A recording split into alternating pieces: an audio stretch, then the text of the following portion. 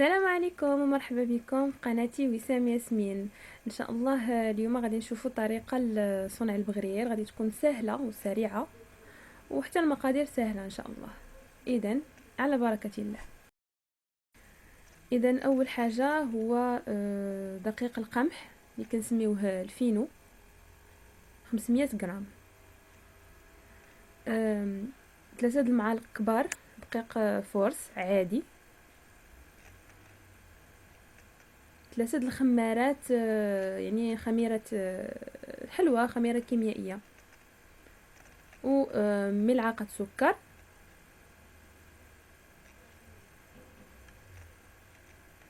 وملعقة ملح.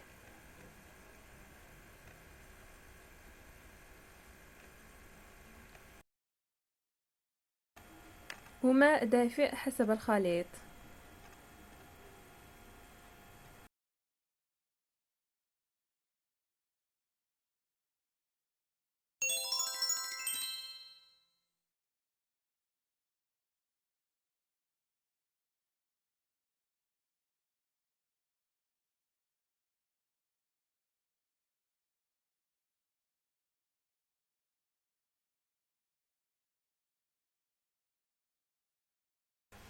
دابا ندوزو للطريقة.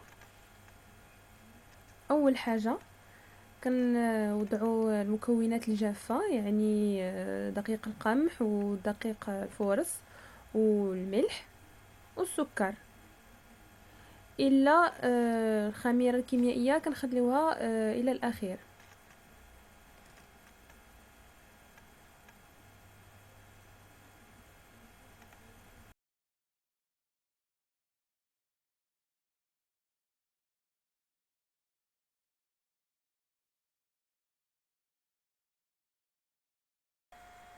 دابا كنضيفوا الماء حسب الخليط، نتوما كتزيدوا نتوما كتخلطوا حتى نحصلوا على خليط متجانس، ما يكونش يعني ما يكونش قاصح وما يكونش سائل.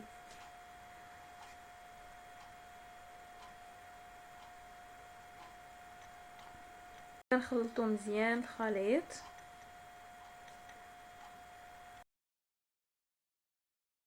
اذا وحنا كنخلطوا حنا كنزيدوا الماء باش من بعد غادي نديروا الخليط في الخلاط الكهربائي. اذا دابا كنوضعوا الخليط في الخلاط الكهربائي. وإلا كان خاص الماء كنزيدوا الماء، ماشي مشكل.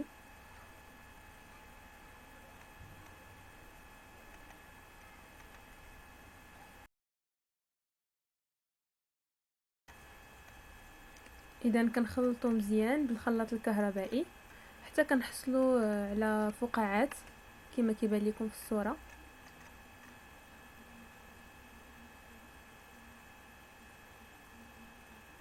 عاد من بعد كنزيدوا الخميره الكيميائيه اللي هي اخر مرحله. وهذا هو الخليط ديالنا.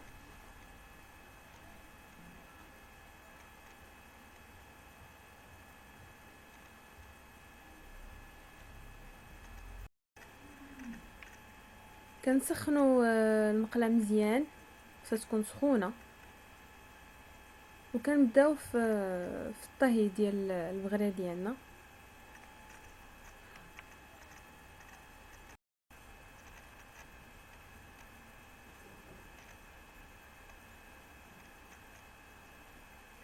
وهذا هو الشكل النهائي ديال البغرير.